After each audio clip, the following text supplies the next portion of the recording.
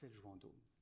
Je vais donc avec vous aujourd'hui évoquer ce cas qu'on pourrait dire d'un illustre oublié, qui fut donc l'une des gloires de la Nouvelle Revue française, notamment durant l'entre-deux-guerres, et un protégé de Jean Paulhan, proche à la fois des surréalistes et des milieux littéraires catholiques. Donc, vous l'avez compris, Marcel Jouandeau.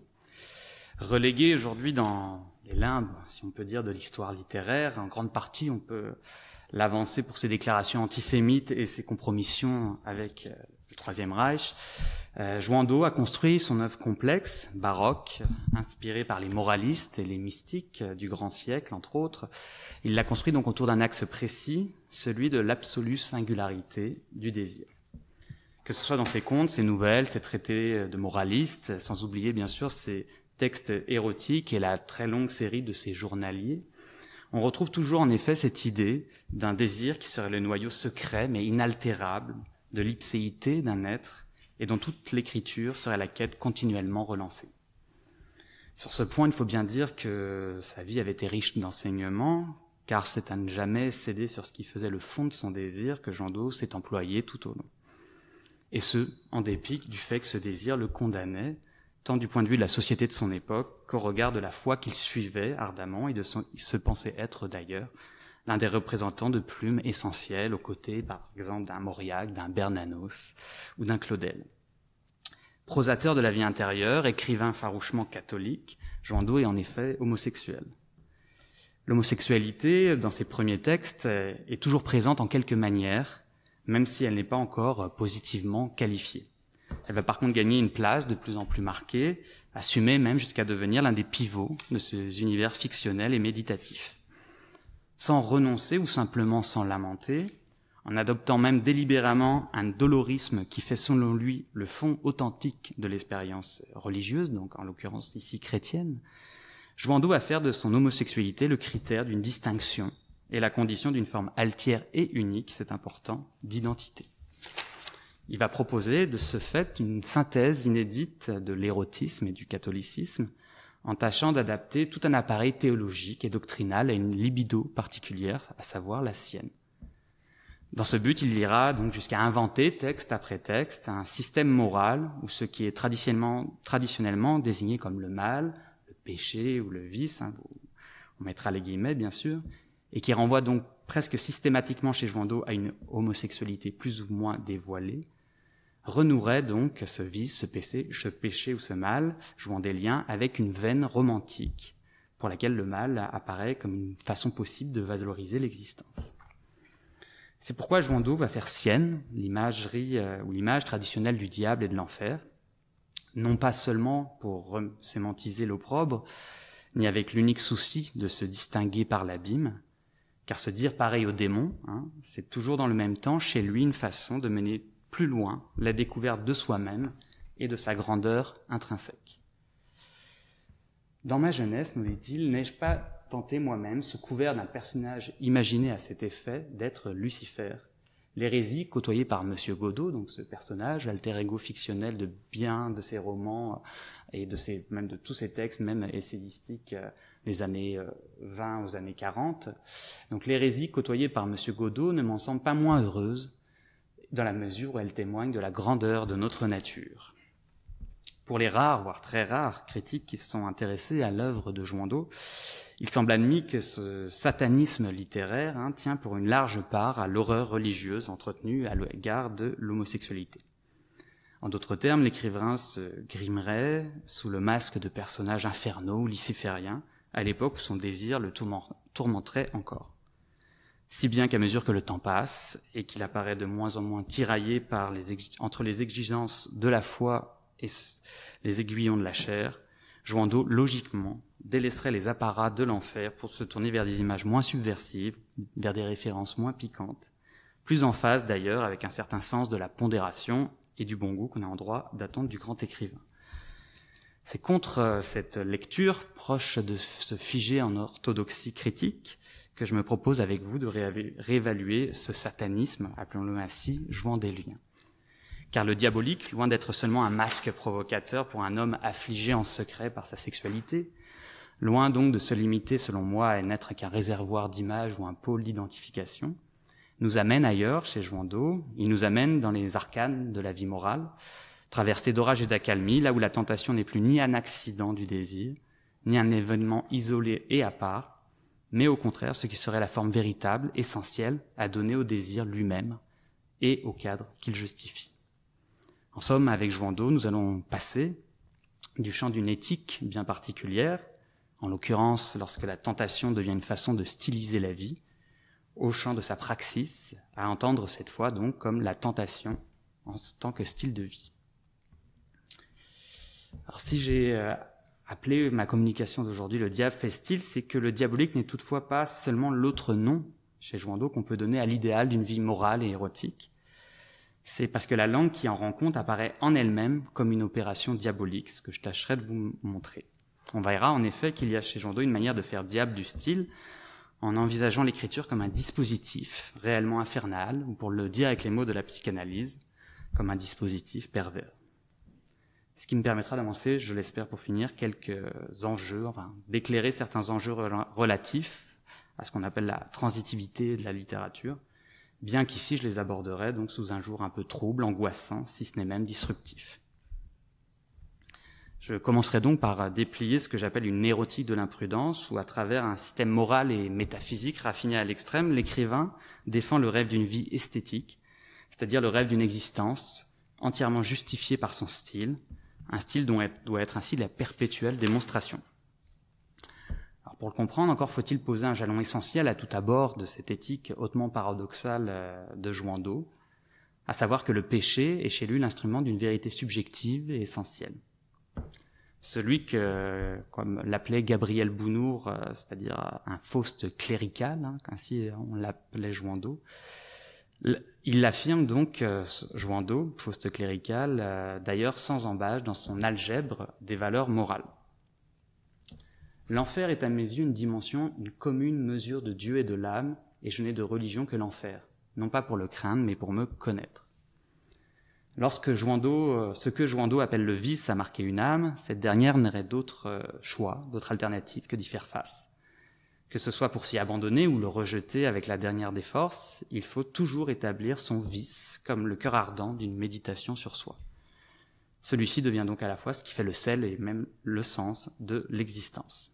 C'est pourquoi, bien sûr, selon Joindeau, le pire désir a son utilité dans l'économie intérieure de l'être, qu'il en étend les limites, s'il en rompt parfois l'équilibre, et qu'il appelle, conditionne, détermine le meilleur.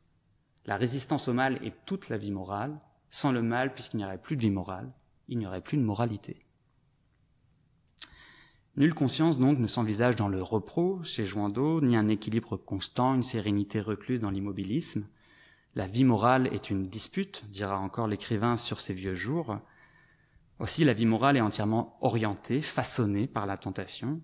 Elle n'émerge qu'au milieu de l'orage et de la fièvre, au fil d'une continuelle lutte intérieure ou face à l'univers légué contre soi.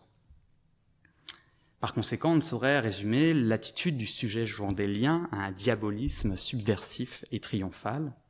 Souvent, en effet, vont coexister plusieurs hypothèses érotiques. Souvent vont s'alterner ou se succéder les solutions morales. C'est ce que d'ailleurs résume ce fameux personnage de Godot en une formule que je trouve pour ma part plutôt suggestive. Vivre pour moi, louvoyer entre deux abîmes. Cela se traduira chez ce fameux Godot tantôt par le fait d'adopter une forme d'ascèse, grâce à quoi le désir pour d'autres hommes semble être oublié ou momentanément contrecarré, hissant l'existence vers une sorte d'héroïsme du refus. Tantôt ce sera la ligne de crête que le personnage suit dans son fameux récit de l'année 26, Monsieur Godot intime, j'aurai l'occasion d'y revenir, donc où dans ce livre il aspire à renouer avec ce qui serait l'idéal classique de l'honnête homme, où au nom d'une hygiène de la mesure et de la pondération, il conviendrait de se tenir à égale distance des excès et des écarts, du bien comme du mal, au point, dit-il, d'acquérir une sagesse médiane qui ferait de Godot l'égal d'un Socrate. Alors quel que soit le scénario adopté, un zélateur diabolique, héros stoïcien ou honnête homme socratique, il faut prendre garde au saut qualitatif auquel procède l'écrivain. L'essentiel, à ses yeux, ce sont en effet les valeurs éthiques que la vie morale met en tension, mais dans la mesure toutefois où de telles valeurs relèvent foncièrement du registre esthétique. Ainsi, par exemple, on aura beau faire le mal, nous dit-il dans Monsieur Godot intime, si on le faisait beau, il était un bien virtuel. Alors qu'impliquent de telles paroles? Elles impliquent ceci, que le mal nécessite d'être rendu beau, mais beau, il ne peut le devenir qu'à condition qu'il s'excède lui-même, en quelque sorte, qu'il s'intensifie et se singularise.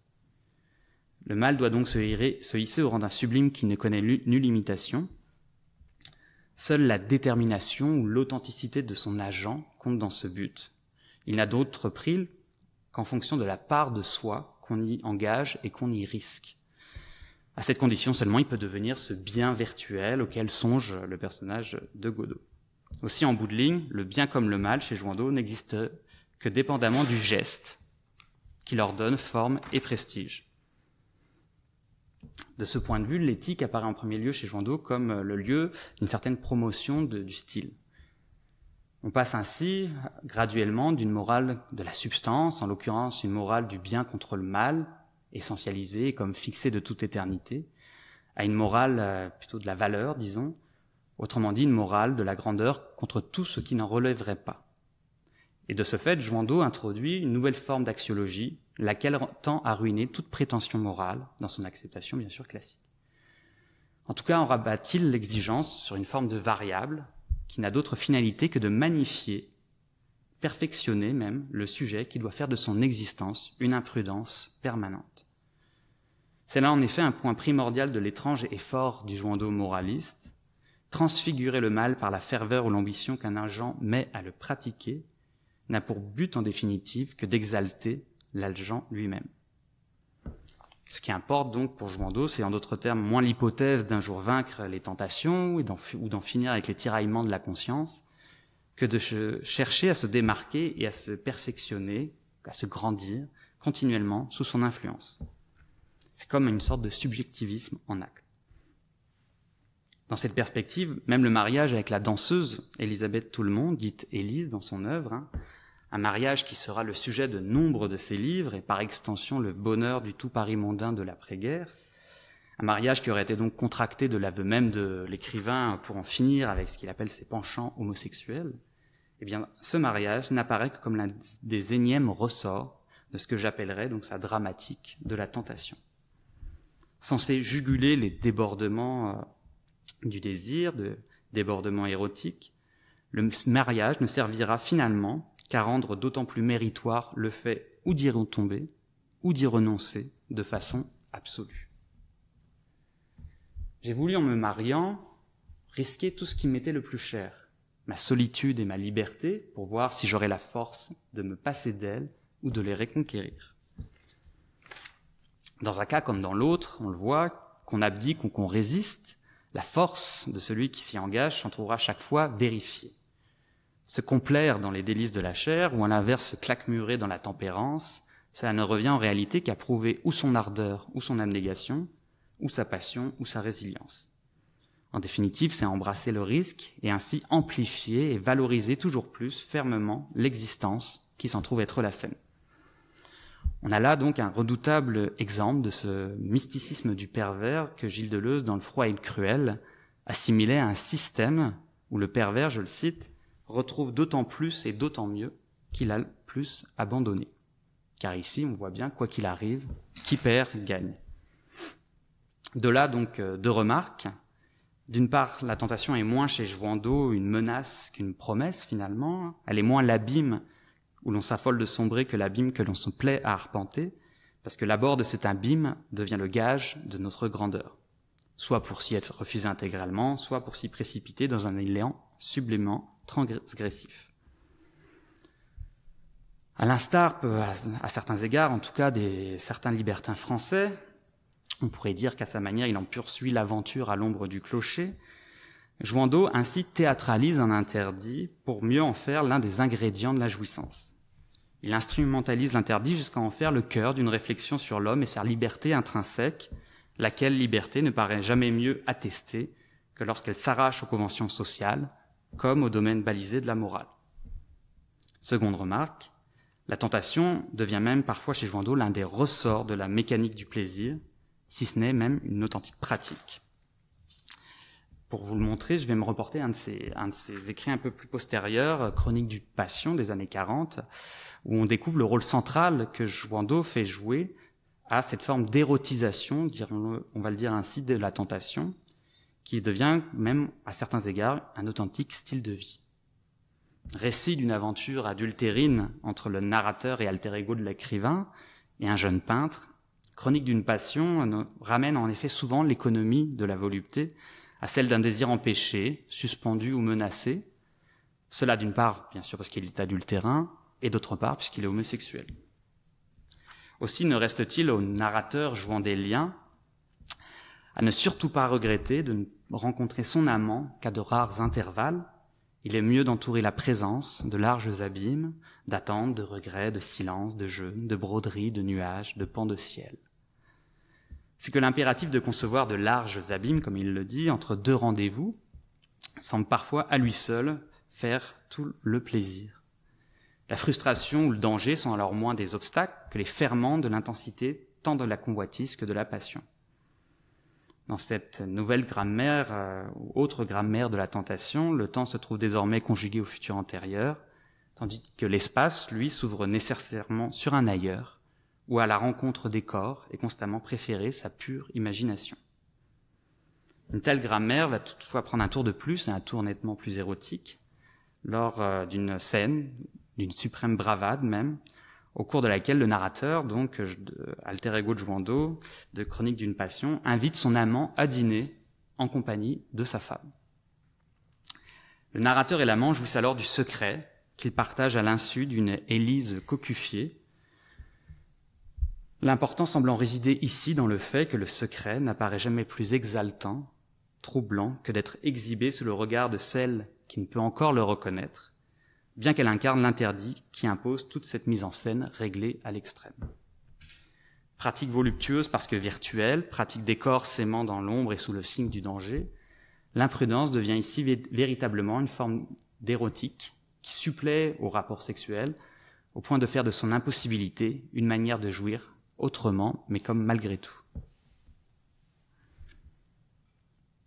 Parfois, pourtant, la tentation, comme condition d'une éthique, voire d'une érotique, va céder le pas chez Joindeau à ce qui serait une authentique tentation du pire.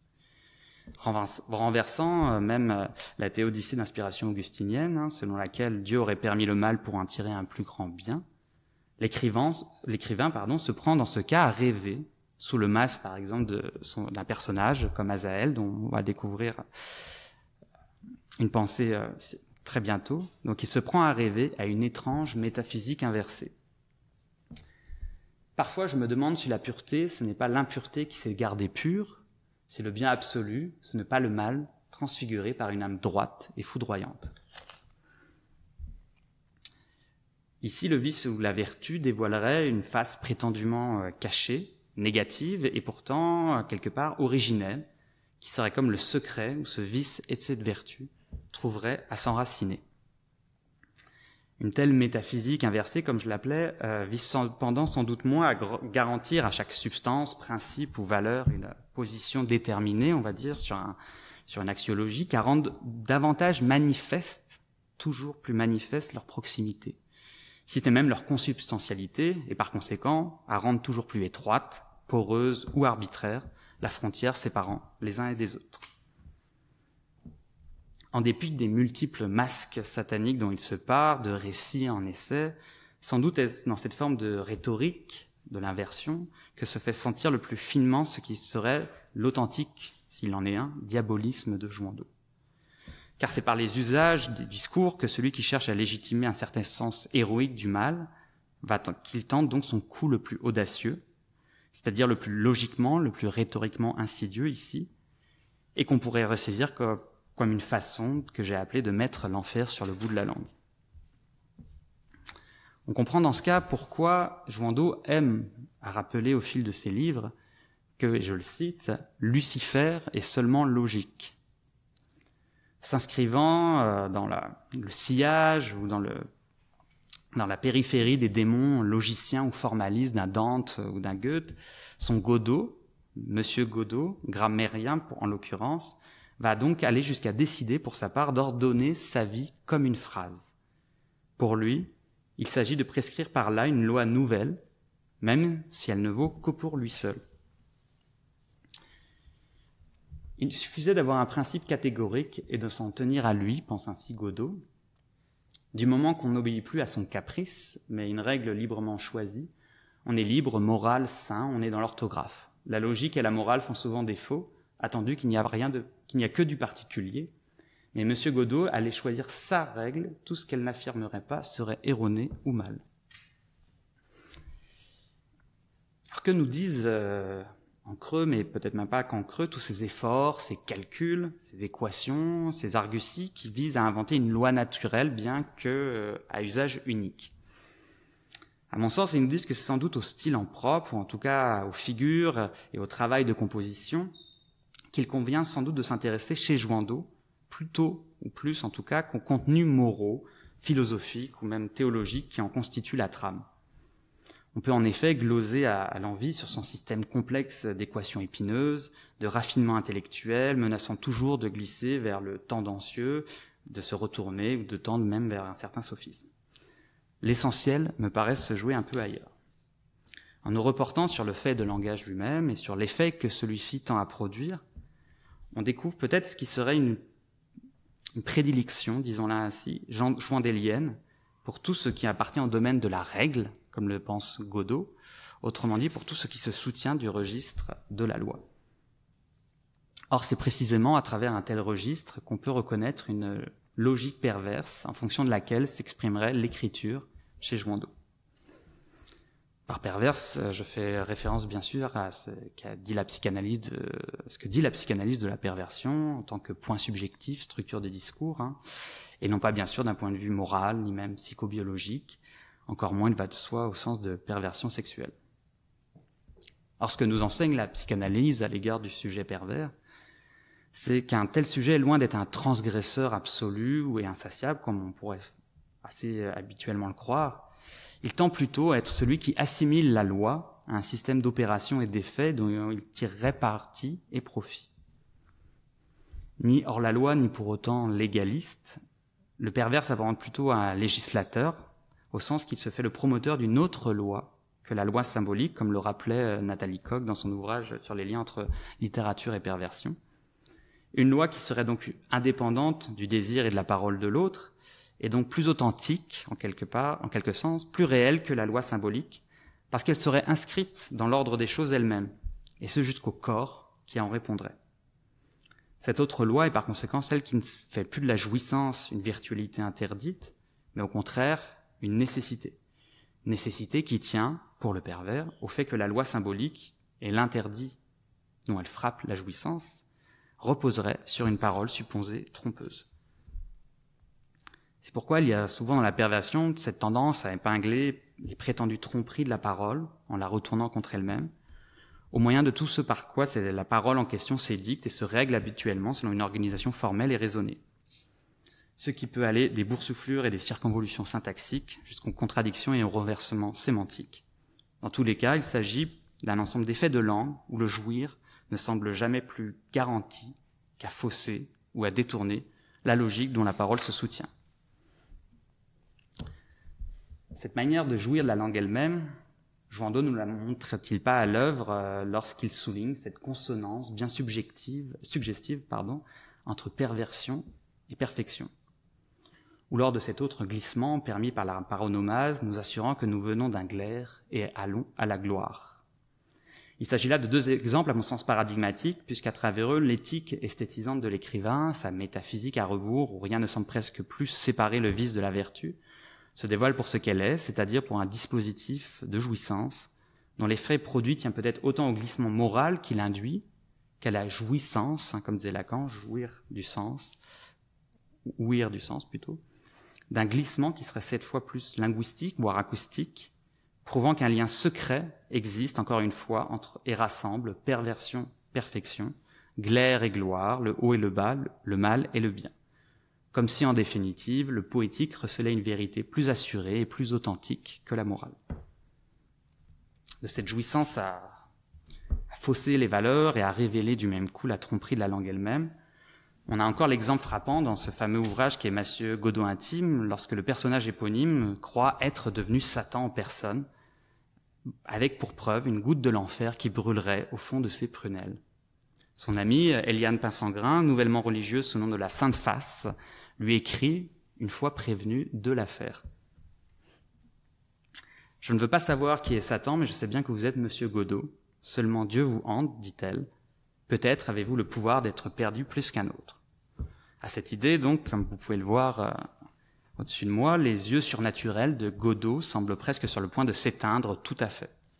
Mais c'est alors que Véronique Pinsengrin, donc la sœur de la Sainte Face, d'Eliane, renchérit et conclut même le chapitre en prenant à rebours le mot d'Eliane, nous est-il dit plutôt, « Sans doute avez-vous le pouvoir d'être sauvé plus qu'un autre. » Aussi est-ce d'une parole, prise de travers, que Véronique tend à faire basculer toute la logique de l'économie du salut qu'établissait auparavant la phrase d'Eliane, digne représentante de l'institution catholique.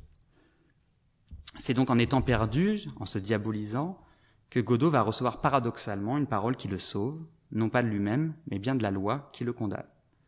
C'est donc d'un mot, mais mis ici dans la bouche d'une autre, que Godot tend à démoraliser la morale elle-même, et c'est d'un mot que la jouissance semble comme marquer le texte au fer rouge de l'enfer, à l'instar de celui qui se rallume à cet instant dans les yeux de Godot. À sa manière et dans le sillage d'un sade sa chère Mazoc, sans doute que Joindeau se rêve donc aussi bien sujet de la perversion dans sa vie que théoricien dans ses livres, l'un étant bien sûr consubstantiel à l'autre. Et ce, notamment, à mon sens, parce qu'il va faire de la langue l'objet du jouir, en lui attribuant même un imaginaire spécifique. Bien entendu, le parallèle s'arrête là, et on aura bien pu comprendre aussi à l'écoute de la conférence d'hier de M. Castel pourquoi, car l'éthique de Joindeau, ou sa morale, n'a nullement la portée de celle d'un sade, laquelle se veut bien sûr à la fois systématique, éternelle et absolue dans l'horizon d'anéantissement qu'elle projette. Si Joindeau tente de fabriquer aussi sa propre loi naturelle, toute retraduite soit-elle dans les termes du vocabulaire chrétien, la sienne n'a aucune prétention totalisante, étant intime, comme son héros Godot, elle ne se limite qu'à son cas singulier, son ipséité indivisible mais isolée, c'est-à-dire à son exceptionnalité, qui est la condition de sa possibilité. Alors doit-on cependant renvoyer comme d'autres par le passé une telle pensée, telle écriture à ses seuls sophismes et ses tours de passe-passe de casuiste, comme le rappelait très judicieusement Pierre-Henri Castel au sujet du divin marquis dans son livre Sadarum. Je crois qu'on fait fausse route lorsqu'on se limite à dire qu'un projet moral pervers, parce que son but est pervers, ne peut mobiliser que des moyens philosophiques pervertis, sophistiques. S'il y a plus à en dire, c'est que quelque chose se joue justement dans la langue, dans ce qu'elle fait ou défait, dans la manière surtout qu'elle a de produire un effet sur son lecteur au fil de ses constructions tortueuses et de ses impasses logiques. Je rejoins donc, outre Pierre-Henri Castel, également ici les conclusions de Nathalie Koch, qui en travaillant sur les liens entre perversion et création littéraire, a pu montrer comment il peut avoir un agir pervers de la littérature, un agir qui ouvrirait sur des espaces de malaise qu'on gagnerait, je crois, à examiner en profondeur. Comment s'étonner sur ce point d'ailleurs qu'un soir de 1929, invité chez la petite dame de Gide, à assister à la lecture d'un inédit du Marquis de Sade, Joindeau en retienne non pas les tableaux des tourments et des débauches innombrables, mais, je le cite, l'éloquence dans la discussion morale, laquelle emporte tout. On est ébranlé au point de ne plus savoir où est le paradoxe, finit-il même par admettre. Peut-être est cette manière d'ébranlement ou de vertige à quoi Joindeau aspira plus qu'à son tour, lorsqu'une conscience ne parvient plus à distinguer les affirmations véridiques ou trompeuses, les contradictions et les effets rhétoriques qui la dupent, et cela du seul fait d'une langue suffisamment éloquente, comme il le dit, pour abuser la pensée elle-même. Aussi faudra-t-il peut-être un jour s'atteler à prendre au moins, logiquement, dirons-nous, la pensée de Joindeau au sérieux, parce que ce à quoi cette pensée s'attaque, c'est peut-être moins en définitive à la seule morale qu'au fait même de penser. Et ce compte tenu que la langue, dont cette pensée est tributaire, nous emporte chez Joindeau vers un secret tellement naturel que toute une tradition philosophique et morale en Occident aurait, à ses yeux en tout cas, de longue date cherché à le méconnaître ou à le désavouer, C'est le secret d'une jouissance qui s'arracherait à même la langue, jouissance qui n'est pas ici simple volupté, mais plutôt puissance d'anomie et de dissolution. En d'autres termes, une jouissance qui ne transgresse pas tant les prescriptions et les règles, qu'elle n'annule les distinctions et les oppositions qui les fondent, au point de ruiner leur principe même et l'idéal de rationalité qu'il sous-tend. C'est en quoi, à mon sens, il tend vers ça. Peut-être c'est pour cette raison d'ailleurs qu'il y a encore lieu aujourd'hui de lire Jouhandeau, admiré déjà par Gide, Cocteau, Genet, récemment encore encensé par Mathieu Riboulet pour la justesse de son regard érotique. Jouhandeau annonce à certains égards, bien sûr, les écritures queer, la fluidité des genres, des désirs et des corps qui se redéfinissent pour chacun en une formule unique. Bien sûr, son gongorisme torturé, ses calculs spirituels nous paraissent bien éloignés, mais peut-être qu'importe, parce que homosexuel et catholique, moraliste du vice, comme il se décrivait lui-même, cherchant en enfer sa sainteté, il est de ceux qui mettent la littérature au travail afin de s'inventer soi-même. Car c'est du lieu même de l'écriture qu'il bâtit une règle de vie qui lui est propre et qui le justifie. Écrire sur son désir, instrumentaliser la tentation, cela revient pour finir chez Jouhandeau à s'affranchir, à s'autodéterminer même constamment, au point d'érotiser parfois les conditions et les bornes qu'on lui impose pour aimer.